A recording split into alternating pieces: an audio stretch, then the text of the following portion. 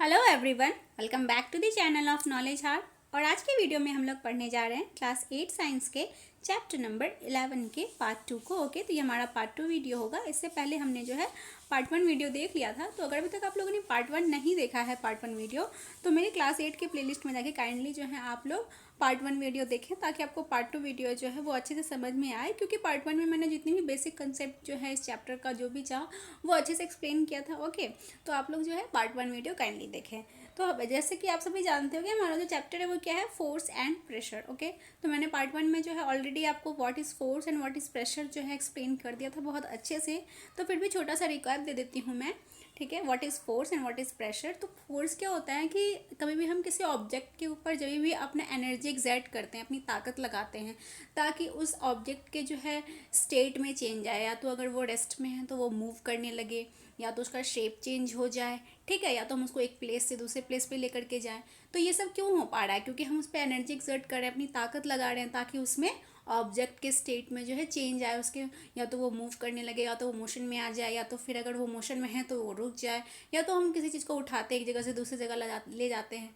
ठीक है, तो इन सब में क्या होती है, हमारी एनर्जी एक्सर्ट होती है, हम उस पर कुछ एनर्जी एक्सर्ट करते हैं, ताकत लगाते हैं। ठीक है, तो इसी को जो है क्या कहते हैं, हम फोर्स कहते हैं। जो भी हम एनर्जी किसी ऑब्जेक्ट के ऊपर लगाते हैं ताकि उसका स्टेट ऑफ मोशन चेंज हो जाए, या तो फिर उसका शेप चेंज हो जाए। Okay, and what is pressure. Pressure क्या है कि किसी भी ऑब्जेक्ट के ऊपर हम कितनी अमाउंट में जो है फोर्स लगा रहे हैं, उसके पर यूनिट एरिया पे, उस ऑब्जेक्ट के पर यूनिट एरिया पे हम किस अमाउंट में फोर्स लगा रहे हैं, उसी को कहते हैं हम प्रेशर। ओके, तो हमने जो है पार्ट 1 में ऑलरेडी जो है इसके बारे में अच्छे से देख लिया था। एंड हमने ये फोर्स अ पुश और अ पुल, फोर्स जो है पुश है, पुल भी है। ठीक है, तो हमने ये भी अच्छे से देखा था। एंड ये चैप्टर भी जो है हमारा फुल ऑफ एक्टिविटीज़ है, तो हमने एक्टिविटीज़ भी अच्छे से देख ली थी।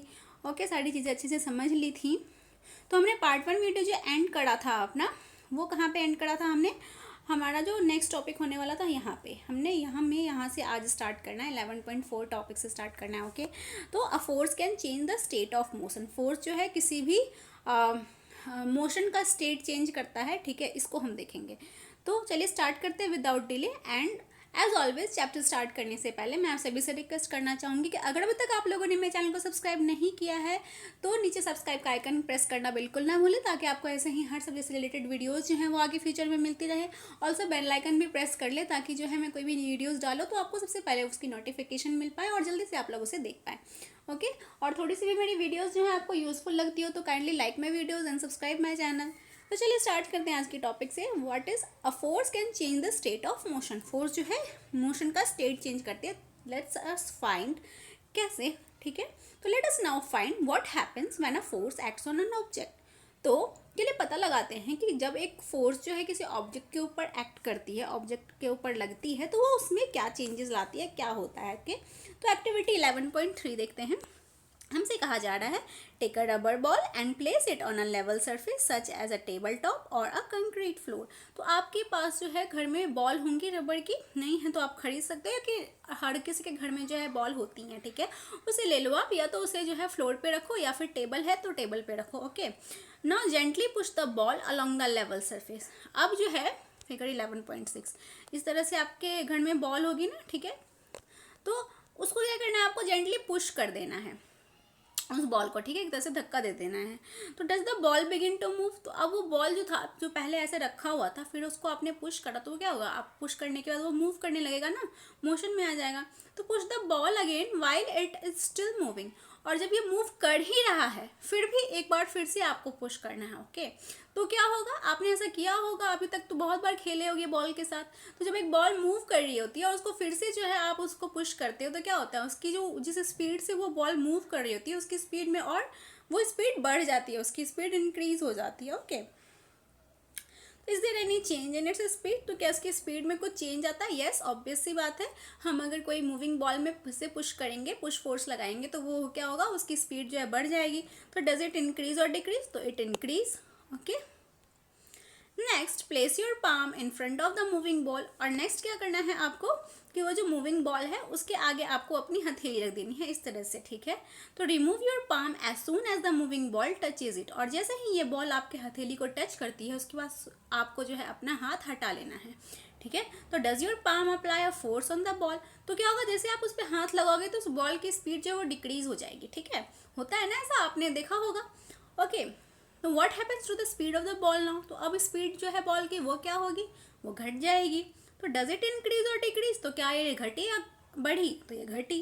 तो what would happen if you let your palm hold the moving ball, तो ऐसा क्या होगा अगर आप उस अपने पाम को जो है बॉल को होल्ड करे रहेंगे, तो बॉल रुक जाएगी। ओके,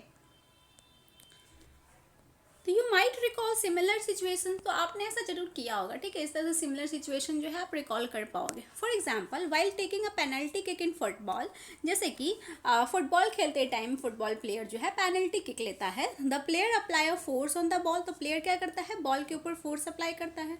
तो before being hit the ball was at rest and so its speed was zero, तो उस बॉल को हिट करने से पहले बॉल क्या होती है, रेस्ट में होती है, मूव नहीं कर रही होती है। जैसे ही उसको हिट किया जाता है तो वो क्या होता है, वो मूव करने लगता है।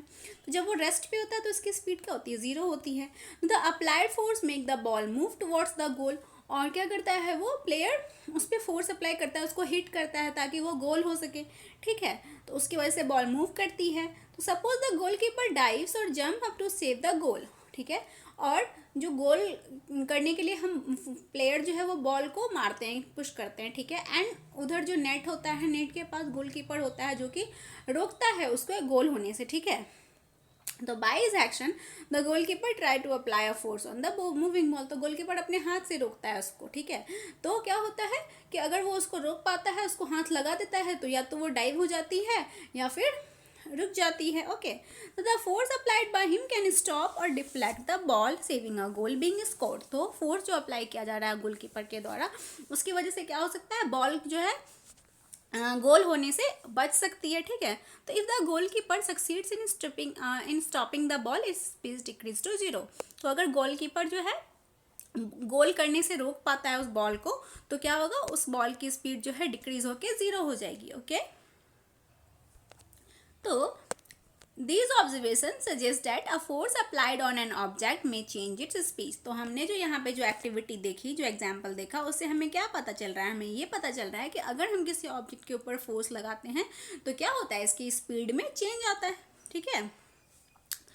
If the force applied on an object is in the direction of its motion, the speed of the object increases. Okay, तो अगर हम फोर्स जो है जिस डायरेक्शन में मोशन हो रहा है, जिस डायरेक्शन में कोई भी ऑब्जेक्ट मूव कर रहा है, उसी डायरेक्शन में हम फोर्स लगाते हैं, तो क्या होता है, उस ऑब्जेक्ट का स्पीड जो है वो इंक्रीज होता है। जैसे कि हमने रोलिंग बॉल वाले केस में देखा था, ठीक है। जैसे कि वो बॉल जो है जिस डायरेक्शन में मूव कर रही होती है, उसी डायरेक्शन में अगर हम फोर्स लगाते हैं तो क्या होता है, उसका स्पीड जो है वो इंक्रीज हो जाता है। Okay, and if the force is applied in the direction opposite to the direction of motion, और अगर फोर्स जो है अपोजिट डायरेक्शन में लगाया जाए, यानी कि अगर बॉल जो है इस डायरेक्शन में मूव कर रहा है और हम इस डायरेक्शन में जो है उसको फोर्स लगाते हैं, तो क्या होता है, उसकी स्पीड जो है, या फिर किसी अपोजिट डायरेक्शन में हम उसको पुश करते हैं, तो क्या होता है, उसकी स्पीड जो है डिक्रीज हो जाती है, घट जाती है, ठीक है। तो ये बात आप ध्यान रखना कि किसी भी ऑब्जेक्ट के ऊपर हम जो फोर्स लगाते हैं उससे स्पीड तो चेंज होती है, लेकिन घटती है या बढ़ती है ये उस पर डिपेंड करती है कि हम किस डायरेक्शन में फोर्स लगा रहे हैं, ठीक है। Then it result in the decrease of an object, तो ऑब्जेक्ट की स्पीड जो है डिक्रीज हो जाती है अगर हम अपोजिट डायरेक्शन में फोर्स लगाते हैं। यहाँ पे मुझे बोल रहा है, I have seen children competing with one another in moving और रबर टायर और a ring bye pushing it, तो आपने इस तरह का गेम जो है खेला होगा, अभी भी खेलते होगे। इस तरह से जो बच्चे हैं स्टिक लेकर के टायर को जो है मारते जाते हैं और टायर क्या होता है, आगे बढ़ते जाता है, ठीक है। तो बुझो now understand why the speed of the tyre increases when ever it is pushed, तो अब बोझो को पता चल रहा है कि इस टायर का स्पीड जो है क्यों हमेशा इंक्रीज हो जाता है, इसको जो पुश किया जाता है, क्योंकि अगर ये आगे की डायरेक्शन में मूव कर रहा है तो इसी डायरेक्शन में इस पर जो है स्टिक से फोर्स लगाया जाता है और इसकी स्पीड जो है बढ़ते जाती है। Okay, Paheli is curious to know whether application of a force can only change the speed of an object. Let us find out. तो पहेली अब यहाँ पे सोच रही है कि क्या फोर्स लगाने से क्या किसी ऑब्जेक्ट का सिर्फ स्पीड चेंज होता है या फिर और भी कुछ चेंज होता है। तो और भी चीज़ें चेंज होती है। तो चलिए हम देखते हैं आगे। ओके, तो नेक्स्ट है 11.4 एक्टिविटी, इसको देखते हैं। कहा जा रहा है take a ball and place it on a level surface as you did in activity 11.3। तो अब आपको फिर से एक बॉल लेनी है और उसको सरफेस पे रख देनी है, प्लेस कर देना है, ठीक है। Make the ball move by giving it a push. अब इस बॉल को जो है आपको एक पुश देना है, पुश फोर्स लगाना है ताकि ये मूव करने लगे, ठीक है। 11.8 में आपको फिगर में यहाँ पे ये बॉल दिखाया गया। ओके, अब क्या करनी है आपको, now place a ruler in its path as shown in figure 11.8b। अब ये जो बॉल मूव कर रहा है तो क्या करना है कि आपको इसके रास्ते में एक रूलर लगा देनी है, कि स्केल रख देनी है, ठीक है, इसके डायरेक्शन को चेंज करने के लिए। तो in doing so you would apply a force on the moving ball. तो आपने यहाँ पे रूलर रख दिया, ये बॉल जो है इधर से रोल करती हुई आ रही थी, आपने यहाँ पे क्या किया, रूलर रख दिया, ये इसे टकरा गई, टकरा के डिफ्लेक्ट होके इधर आ गई, ठीक है। तो in doing so you would apply a force on the moving ball. तो रूलर रखने से हम फोर्स लगा रहे हैं बॉल पे। Does the ball continue to move in the same direction after it strike to the ruler? बिल्कुल नहीं, रूलर से स्ट्राइक करके क्या वो सेम डायरेक्शन में ही मूव करेगी? नहीं ना, वो दूसरे डायरेक्शन में जो है चेंज हो जाएगी। तो repeat the activity and try to obstruct the moving ball by placing the ruler in such a way that it makes different angle to its path. Okay, तो आप ऐसी ही एक्टिविटी जो है रिपीट करते रहो और ऐसा करो कि आगे रास्ते में जो है आप स्केल रखो ताकि उसका एंगल जो है वो चेंज होते रहे टाइम टू टाइम, और उसका पाथ जो है वो उसका जो जिस डायरेक्शन में वो जा रही है उसके डिफरेंट डायरेक्शन में वो एंगल बना के जो है डाइवर्ट हो जाए। Okay, in each case note your observation about the direction of motion of the ball after it strikes to the ruler. तो आप हर केस में जो है ये ऑब्जर्वेशन जो मतलब जितनी बार आपने ये ऑब्जर्वेशन किया, ये एक्सपेरिमेंट किया, तो उसके जो ऑब्जर्वेशंस आएंगे उसको आपको नोट करना है। ओके, कि किस किस डायरेक्शन में जो है वो कौन से एंगल, किस तरफ एंगल बना के मूव कर रही है, ठीक है। तो let us consider some more examples. तो हम कुछ और एग्जांपल देखते हैं इसके। इन अ गेम ऑफ वॉलीबॉल, तो वॉलीबॉल आप में से किन्ने खेला होगा, तो पता होगा वॉलीबॉल गेम में क्या होता है। तो in a game of volleyball players often push the moving ball to their teams mate to make a winning move. तो इसमें क्या करते हैं प्लेयर्स, बॉल को प्रायः मूव करते हैं अपनी टीम की तरफ ताकि उनका वो जीत सके, ठीक है। तो sometimes the ball is return to the other side of the court by pushing और स्मैशिंग इट। तो कभी कभी क्या होता है कि बॉल कोर्ट के अदर साइड में जाकर के मूव कर जाती है, ठीक है। तो in cricket a batsman plays his or her shot by applying a force on the ball with a bat, ठीक है। और क्रिकेट में क्या होता है कि बैट्समैन जो है बॉल के ऊपर शॉट लगाते हैं, फोर्स लगाते हैं ताकि जो है वो उससे छक्का लगे, चौका लगे। ओके, तो is there any change in the direction of motion of the ball in the cases? तो क्या इसके डायरेक्शन में कोई चेंज होता है जो हम फोर्स लगाते हैं? ऑब्वियस सी बात है ना कि किस डायरेक्शन में हम फोर्स लगा रहे हैं उस डायरेक्शन में बॉल जाएगी। ओके, तो in all this example the speed and direction of the moving ball changes. तो इन सारे एग्जाम्पल जो हमने ये बॉल वाला एग्जाम्पल देखा, वॉलीबॉल वाला एग्जाम्पल देखा, क्रिकेट बॉल वाला एग्जाम्पल देखा, तो हमने देखा कि जो डायरेक्शन था मोशन का वो चेंज हो रहा है, ठीक है, फोर्स लगाने के कारण। तो in all this example the speed and direction of the moving ball changes due to the application of a force. तो इन सारे एग्जाम्पल्स में हमने ये देखा कि पहले जो एग्जाम्पल देखा उसमें हमने देखा कि स्पीड चेंज हो रहा था, और यहाँ पे हमने देखा कि मोशन का डायरेक्शन चेंज हो रहा है। तो फोर्स लगाने से, फोर्स का एप्लीकेशन क्या क्या हो गया, फोर्स लगाने से किसी भी ऑब्जेक्ट का स्पीड चेंज होता है, उसका डायरेक्शन जो है मोशन वो चेंज होता है, मोशन का direction.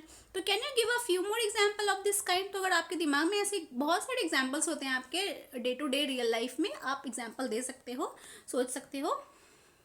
A change in either the speed of an object or its direction of motion or both is described as change in its state of motion।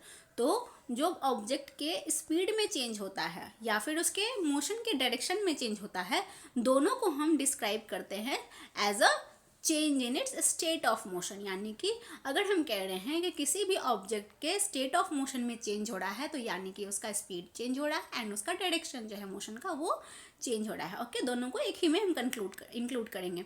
दस अ फोर्स में bring a change in the state of motion of an object. तो इस तरह से जो है force का application क्या हो गया, क्या फोर्स में bring a change in the state of motion, and change in the state of motion क्या है, which is a change in the speed of on object and change in the motion of direction। okay, change in the direction of motion, sorry। And what is the state of motion को क्या define करेंगे, the state of motion of an object is describe by its speed and the direction of motion. तो state of motion क्या है, जो किसी भी object का स्पीड के द्वारा डिस्क्राइब किया जाता है या फिर उसके डायरेक्शन ऑफ मोशन के द्वारा। The state of rest is considered to be the state of zero speed and state of rest क्या होता है, वैसा स्टेट जब वो ऑब्जेक्ट का जो है स्टेट वो जब जीरो मतलब रेस्ट पे होता है तो उसका स्टेट क्या होता है, जीरो स्पीड होता है, ठीक है।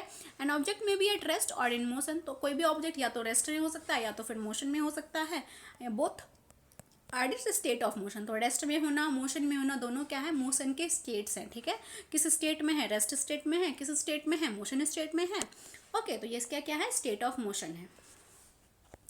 Does it mean that the application of a force would always result in change in the state of motion of the object? Let us find out. तो यहाँ पे कहा जा रहा है, तो क्या ऐसा हमेशा होता है कि फोर्स लगाने पे किसी भी ऑब्जेक्ट का स्टेट ऑफ मोशन चेंज होता है, या तो वो मूव करता है, स्पीड चेंज होती है, या फिर उसका डायरेक्शन चेंज होता है? लेट अस फाइंड आउट, चलिए पता लगाते हैं। ऐसा हमेशा नहीं होता है, ठीक है। तो it is common experience that many a time application of force does not result in change in the state of motion. तो ये कॉमन एक्सपीरियंस है कि हमेशा जो है किसी भी ऑब्जेक्ट के ऊपर फोर्स लगाने से उसका स्टेट ऑफ मोशन जो है वो चेंज नहीं होता है। जैसे कि आप कभी वॉल को पुश करते हो ना, दीवार पे फोर्स लगाते हो, पुश कर रहे हो, क्या कर रहे हो, फोर्स लगा रहे हो, तो क्या दीवार हिलती है, वहीं की वहीं रहती है ना, कोई चेंज नहीं होता है। ये सारी चीज़ें भी होती हैं। कैसा जरूरी नहीं होता कि फोर्स लगाने पे ये मस्ट है कि वो ऑब्जेक्ट आपका मूव कर जाए।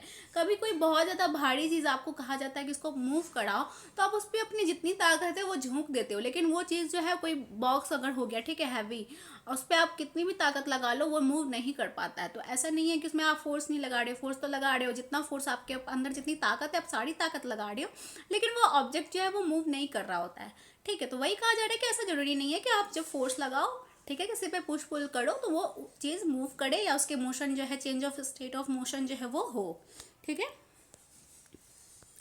It is common experience that many a time application of force does not result in change in the state of motion, ठीक है। तो ऐसा जरूरी नहीं है कि हमेशा फोर्स लगाने से किसी भी ऑब्जेक्ट के स्टेट ऑफ मोशन में चेंज आए। For example, a heavy box may not move at all even if you apply the maximum force that you can exert, okay। तो कभी ऐसा होता है ना कि बहुत भारी सा बॉक्स होता है आपको मूव करने के लिए, आपके साथ हुआ होगा ऐसा, ठीक है। आपको कहा जाए और आप उस पर जितनी भी आपकी फोर्स से लगा देते हो फिर भी वो मूव नहीं कर रहा होता है। तो again no effect of force is observe when you try to push a ball. और इस तरह से फिर एक एग्जांपल है कि जैसे कि आप दीवार पे फोर्स लगाते हो तो वो दीवार भी मूव नहीं करती है, ठीक है ना। Next is force can change the shape of an object. अब फोर्स जो है किसी भी ऑब्जेक्ट का जो है शेप चेंज करता है। अब इसको देखते हैं कैसे किसी ऑब्जेक्ट का शेप चेंज होता है फोर्स की वजह से, ठीक है। एक्टिविटी 11.5 देख लेते हैं हम लोग, क्या कहा जा रहा है। कहा जा रहा है some situations have been given in column 1 of table 11.2 in which the objects are not free to move. तो आपको 11.2 यहाँ पे टेबल दिया गया है, इसमें जो कॉलम 1 है वहाँ पे आपको कुछ ऑब्जेक्ट्स दिए गए हैं जो कि मूव करने के लिए फ्री नहीं है। Column 2 of the table suggest the manner in which a force can be applied on each object. और कॉलम 2 में जो है आपको बताया गया है कि किस मैनर में उस ऑब्जेक्ट के ऊपर जो है फोर्स अप्लाई किया जा रहा है, ओके।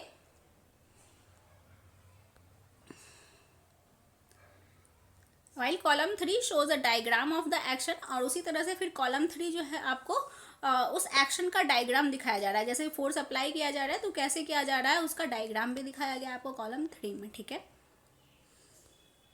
तो try to observe the effect of force is in as many situation as possible. तो इन सारे सिचुएशन में जो है उस इफेक्ट ऑफ फोर्स यानी फोर्स लगा के क्या इफेक्ट हो रहा है ये आपको ऑब्जर्व करना है। You can also add similar situation using available material from your environment. तो आप इसमें और भी सिचुएशन, सिमिलर सिचुएशन ऐड कर सकते हो अगर आपके आसपास ऐसी कुछ जो है सिचुएशंस हो रही होंगी। तो note your observation in column 4 और 5 ऑफ द टेबल। तो आप कॉलम 4 और 5 ऑफ टेबल में जो है वो ऐड कर सकते हो, ओके। देखिए क्या क्या कहा जा रहा है यहाँ पे। पहला सिचुएशन है a lump of dough on a plate, ठीक है। तो अब आपके जो है पास एक जो है डो है, यानी कि आटा गूंधा हुआ जो होता है, डो जो होता है वो उसका लंप है, ठीक है। एंड नेक्स्ट है spring fix to the seat of the cycle. दूसरा क्या है, साइकिल में जो यहाँ पे आप देख रहे हो ना स्प्रिंग फिट होती है वो है। नेक्स्ट है अ rubber band suspended from a hook nail fixed on a wall. एक रबर बैंड जो है उसको किसी कांटी से इस तरह से लटका दिया गया है, ठीक है। एंड नेक्स्ट है अ प्लास्टिक और a metal scale placed between two bricks, दो ब्रिक के बीच में जो है एक प्लास्टिक या मेटल जो है उसको जो है प्लेस किया गया है। ओके, अब कहा जा रहा है कि इसमें जो है डो में किस तरह से फोर्स अप्लाई किया जा रहा है, pressing it down with your hands. तो अपने हैंड से इस तरह से डाउन करके इस पर फोर्स लगाया जा रहा है। इस तरह से आपने घर में मम्मी को आटा गूंदते हुए देखा होगा, या अगर खुद आपने गूंदा होगा तो आपको पता होगा। इस तरह से जो है डाउन डायरेक्शन में जो है हम अपने हाथों को प्रेस करते हुए इस पर फोर्स लगाते हैं। ठीक है, तो यहाँ पे क्या होता है, इसका शेप में चेंज हो जाता है। ठीक है, तो जो आटा गूंदते हैं उसके बाद शेप में चेंज आता है ना, पहले हमारे पास सिर्फ आटा रहता है पाउडर शेप में, उसको फिर हम गूंदते हैं तो वो क्या हो जाता है, उसका डो तैयार हो जाता है। ओके, स्प्रिंग बाइसाइकिल पे जब आप बैठते हो तो क्या हो जाता है, उसके शेप में चेंज होता है कि नहीं होता है, तो उसके शेप में हमें बाहर से तो चेंज होता हुआ नहीं दिखता है क्योंकि हम साइकिल पे सिंपली बैठते हैं। ठीक है, and rubber band suspended from a hole next, तो इसमें हमें फोर्स लगाना है बाय हैंगिंग अ वेट और by pulling its free end. तो आपके जो ये एंड है, इसके एंड पे कुछ इसको है कुछ वेट लगाना है। ठीक है, तो क्या होगा, ये स्ट्रेच हो जाएगा इस तरह से, तो इसका शेप चेंज हो जाएगा। ठीक है, इस तरह से है। आप इस एक्सपेरिमेंट को जो है खुद करके देख सकते हो। हम आगे मूव करते हैं। What do you conclude from the observation noted in 11.2, table 11.2? तो तब हमने टेबल 11.2 में जो है जो भी चीज़ें देखी उससे हम क्या इंक्लूड कर पाते हैं, क्या कंक्लूड कर पाते हैं, सॉरी। तो what happens when you apply a force on an inflated balloon by pressing it between your palms. ठीक है, तो कभी आपने ऐसा किया है कि जो बलून फुला हुआ होता है उसको आप अपनी दोनों हथेलियों से प्रेस करने की कोशिश करते हैं, तो क्या होता है, ज़्यादा जोर से प्रेस करते हैं फूट जाता है, या फिर वो क्या करता है, पिचकने लगता है। ठीक है, what happens to the shape of the ball of a dough when it is rolled to make a chapati.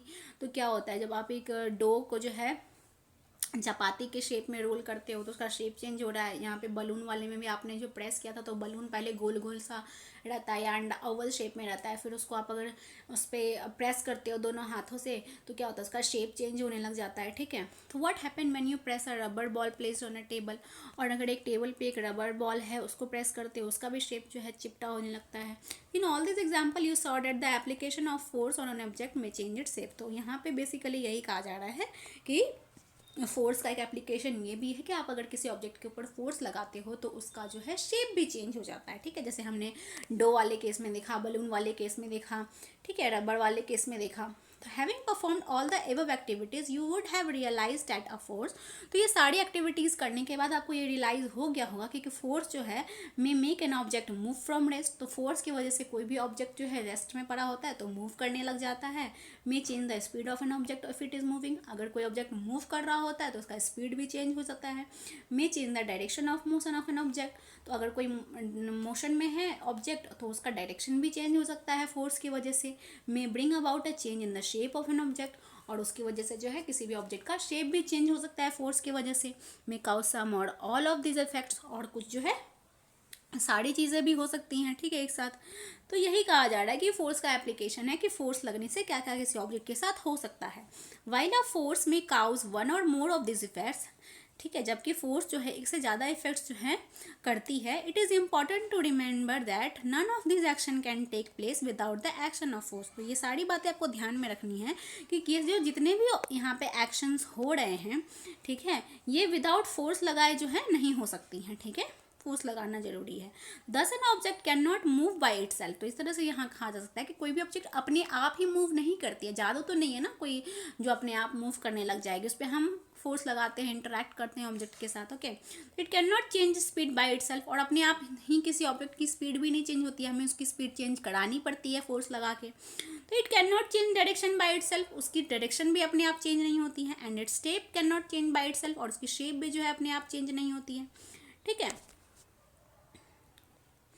Next is 11.6 contact forces. Okay, अब जो है फोर्स कॉन्टैक्ट के थ्रू होता है, यानी कि किसी भी ऑब्जेक्ट के साथ आप कॉन्टैक्ट में आते हो उसके थ्रू होता है। ठीक है, तो कॉन्टैक्ट फोर्सेस क्या है, पहला है मस्कुलर, मतलब ये हमारे कॉन्टैक्ट फोर्स में क्या है, मस्कुलर फोर्स, यानी कि हम मसल के थ्रू जो है फोर्स लगाते हैं किसी भी ऑब्जेक्ट के ऊपर। तो कैन यू पुश और lift a book lying on a table without touching it. तो क्या आपने कभी एक बुक को एक टेबल से जो है पुश किया है on a table without touching it. तो क्या आपने इसको पुश किया है विदाउट टच किए, बिना टच किए क्या पॉसिबल है कि आप उसको किसी बुक को लिफ्ट कर लो, पुश कर लो, पुल कर लो। तो आपको उसको टच करना होता है ना, can you lift a bucket of water without holding it? तो क्या आपने एक बाल्टी जो है वो उठाया हो बिना टच किए? ऐसा पॉसिबल है? नहीं है ना, आपको टच करना होता है, यानी हाथ लगाना होता है, फिर से पकड़ के आप उठाते हो, फिर उसको उठा पाते हो बाल्टी को। तो generally to apply a force on an object, तो इस तरह से जनरली कहा जाता है कि किसी भी ऑब्जेक्ट के ऊपर फोर्स लगाने के लिए your body has to be in contact with the object, तो आपकी बॉडी को उस ऑब्जेक्ट के कॉन्टैक्ट में आना पड़ता है। जैसे हमने ऊपर भी देखा था सारे एग्जाम्पल, जो कि बॉल मूव कर रही होती है तो उसको उसकी स्पीड इंक्रीज करने के लिए हम क्या करते हैं, पुश करते हैं। पुश कैसे करते हैं? अपने हाथ से पुश करते हैं। या फिर हमें आटा का डो जो है उसका शेप चेंज किया था तो हमें उसमें अपने हाथों से उसमें ताकत लगानी पड़ती। तो हम देख रहे थे कि हम उसमें कांटेक्ट में आ रहे हैं ऑब्जेक्ट के, तभी हम उसमें चेंज ला पा रहे हैं। ठीक है, द कॉन्टेक्ट में also be with the help of a stick or a piece of a rock. तो वो कांटेक्ट ऐसा नहीं है कि जरूरी आप खुद उसके कांटेक्ट में आओ। ठीक है, तो आपके हाथ में अगर छड़ी है, तो जैसे कि हम वो देख रहे थे कि टायर वाला एग्जांपल, एक बच्चा टायर घुमा रहा था तो उसमें क्या कर रहा था, वो अपने हाथ से तो टच नहीं कर रहा था, स्टिक से टच कर रहा था। ठीक है, लेकिन वो स्टिक जो है आपने अपने हाथ में पकड़ी हुई होती है, तो ठीक है, तो उसको अपने हाथ से आप उस स्टिक से आगे पुश कर रहे होते थे। एंड रोप के साथ भी हो सकता है, आपके हाथ में कोई रोप है, उस रोप के थ्रू भी आप फोर्स लगा सकते हो किसी ऑब्जेक्ट के। ओके, तो when we push an object like a school bag or lift a bucket of water, तो इस तरह से हम कोई भी ऑब्जेक्ट जो है पुश करते हैं, जैसे कि स्कूल बैग हो गया या फिर किसी पानी का बकेट हो गया, तो where does the force come from? तो ये फोर्स जो है कहाँ से आती है? तो this force is caused by the action of muscle in our body. तो ये जो फोर्स है वो कहाँ से आती है? हमारी बॉडी में जो मसल्स होती है, जो मांसपेशियां होती है ना, उसके वजह से आती है। ठीक है, the force resulting due to the action of muscle is known as muscular force. तो वैसा फोर्स, ठीक है, जो कि आपके मसल्स के थ्रू जो है किसी के ऊपर लगता है, उस फोर्स को हम क्या कहते हैं? मस्कुलर फोर्स कहते हैं। ठीक है, मसल के द्वारा फोर्स लगने वाला फोर्स को। It is muscular force that enable us to perform all activities involving movement on bending और बेंडिंग ऑफ आवर बॉडी। तो ये हमारी बॉडी में मस्कुलर फोर्स ही हैं जो हमें इनेबल कर पाता है कि हम जो है किसी भी चीज़ को का मूवमेंट कर पाएँ अपनी बॉडी में। ठीक है, या अपनी बॉडी को बेंड कर पाएँ। In class 7 you have learn that in process of digestion the food gate push through the elementary कनाल। तो इस क्लास 7 में आपने देखा था, जो आपने डाइजेशन इन जो है पढ़ा था, जो उसमें न्यूट्रिएंट्स इन सॉरी क्या था, न्यूट्रिशन इन एनिमल्स, इस तरह से कुछ चैप्टर था। ठीक है, ये पढ़ा था आपने, तो उसमें जो डाइजेशन वाला आपने देखा था, तो डाइजेशन जो होता था उसमें क्या होता था कि आपका जो फूड था वो अपने एलिमेंट्री कनाल के थ्रू पुश होते हुए जो है आगे जाता है। ठीक है, तो could it be a muscular force that do it? तो क्या ये मस्कुलर फोर्स हो सकता है जो इसको करता है? तो you also know that lung expand and contract while we inhale and exhale during breathing. और आपको ये भी पता है कि जब हम ब्रीथ करते हैं या फिर ब्रीथ आउट करते हैं तो उस टाइम में हमारा लंग्स जो है वो क्या करता है, फेफड़ा जो है वो एक्सपैंड करता है। तो where are this muscle located which make breathing possible? तो ये मसल्स कहाँ पे लोकेटेड हैं जो कि हमारे ब्रीदिंग को पॉसिबल कर पाते हैं। ठीक है, can you list a few more example of the force exerted by the muscle in our body? तो क्या आप जो है कुछ और एग्जाम्पल्स जो है बता सकते हो जिसकी वजह से जो है हमारी बॉडी में जो है फोर्स जो है वो एक्सर्ट करी जाती हैं। ओके ओके, तो ये सारी मस्कुलर फोर्स के द्वारा ही पॉसिबल हो पाता है। ओके, तो कहा जा रहा है animals also make use of muscular force to carry out their physical activities. Okay, तो एनिमल्स जो होते हैं वो भी जो है अपने मस्कुलर फोर्स का यूज़ करते हैं कुछ फिजिकल एक्टिविटीज़ करने के लिए। ठीक है, एनिमल्स लाइक ब्लॉक्स, जैसे कि ये जो आप देख रहे हो यहाँ जो ब्लॉक कार्ट होती हैं, horses, donkeys and camels are use to perform various task for us. तो आपने देखा होगा कि बैल जो होती है किस तरह से बैलगाड़ी को घिसती है, उसके ऊपर हम सामान बोझ ढोते हैं। कैमल भी वही काम करती है, डंकी, हॉर्स। ठीक है, तो in performing this task they use muscular force. तो इसमें ये क्या करते हैं, अपने मसल का यूज करते हैं, मस्कुलर फोर्स जो होता है उसका यूज करते हैं। Okay, since muscular force can be applied only when it is in contact with the object. ठीक है, तो मस्कुलर फोर्स तभी अप्लाई कर सकते हैं हम किसी भी ऑब्जेक्ट के ऊपर जब वो उस ऑब्जेक्ट के कॉन्टैक्ट में आता है। ठीक है, हम उस ऑब्जेक्ट के कॉन्टैक्ट में आते हैं तभी हम अपना मस्कुलर फोर्स लगाते हैं, तो it is called a contact force. तो कॉन्टैक्ट फोर्स क्या है कि एक मस्कुलर फोर्स तभी अप्लाई होगा किसी ऑब्जेक्ट पे जब आप उसके कॉन्टैक्ट में आते हो उस ऑब्जेक्ट के, तो उस कॉन्टैक्ट में आने वाले फोर्स को क्या कहते हैं, कॉन्टैक्ट फोर्स कहते हैं। ठीक है, are there any type of contact forces? तो और किसी टाइप का कॉन्टैक्ट फोर्सेस है, लेट अस फाइंड आउट, चलिए पता लगाते हैं। Which is friction. अब है फ्रिक्शन। अब फ्रिक्शन जो है इस तरह से जो है किस कॉन्टैक्ट फोर्स है, इसको देखेंगे हम। ठीक है, तो हम फ्रिक्शन को जो है आगे अपने पार्ट 3 वीडियो में देखेंगे। आज का वीडियो हम यहीं पे एंड करते हैं। ओके, तो आई होप आपको सारी चीज़ें अच्छे से क्लियर हो गई होंगी। कॉन्टैक्ट फोर्स क्या होगा, मस्कुलर फोर्सेस क्या होते हैं, एंड जो है आपको किसी भी ऑब्जेक्ट के अगर फोर्स लगाते हैं उसके क्या क्या एप्लीकेशंस हैं, उसका स्पीड चेंज होता है, डायरेक्शन चेंज होता है, एंड उसका जो है शेप जो है वो चेंज होता है। ओके, तो वीडियो अगर अच्छी लगी हो तो वीडियो को लाइक करें, चैनल पे नए तो चैनल को सब्सक्राइब करना बिल्कुल ना भूलें। एंड चलिए मिलते हैं अपने नेक्स्ट वीडियो में, तब तक के लिए bye bye, thank you, keep learning.